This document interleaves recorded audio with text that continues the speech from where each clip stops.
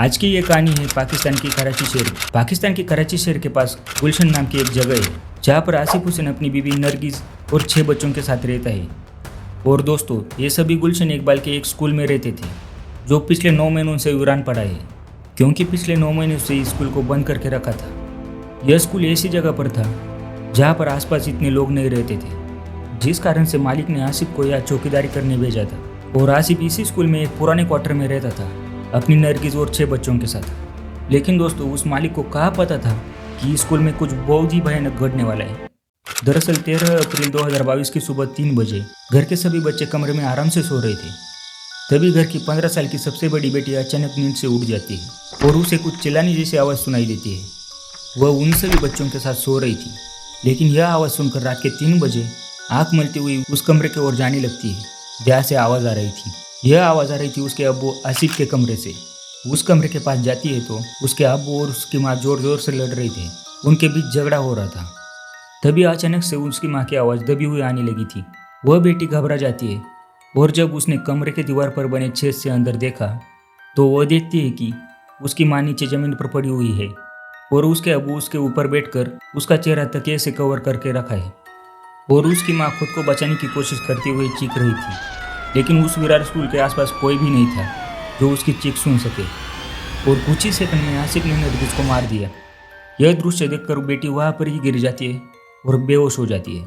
लेकिन उस बेटी को कहाँ पता था कि अभी तो इससे भी भयानक मंजर होने वाला था। अब 2-3 घंटे बाद उस बेटी की आँख खुलती है तो एक बार फिर से उसके दिमाग में वही मंजर आ जाता है जिसे देखकर वो बेहोश हो गई थी। लेकिन फिर उसे लगा कि शायद वो कोई सपना देख रही थी।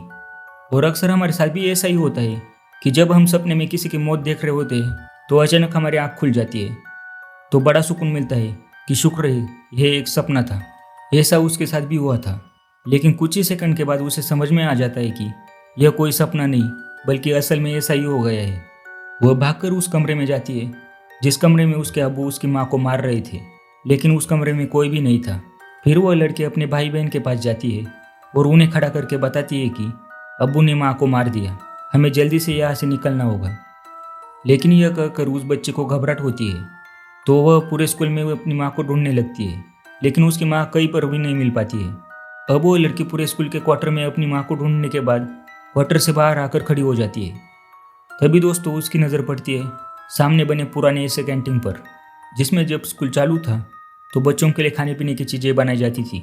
लेकिन अब यह कैंटीन बंद था और कभी कभार यह परिवार भी इसी कैंटीन में खाना पीना बना लिया करता था। जब लड़की ने उस कैंटीन को देखा तो उसे लगा कि मैंने सारी जगह तलाश कर ली है, लेकिन माँ कहीं पर भी नहीं मिली है। लेकिन मैंने कैंटीन को अभी तक चेक नहीं किया है, हो सकता है कि माँ यहाँ पर हो। और जैसे ही वह कैंटीन में दाखिल होती है उसने कैंटीन में वह मंजर देखा जिसे देखकर वह कांपने लगती है। उसके रोंगटे खड़े हो जाते हैं।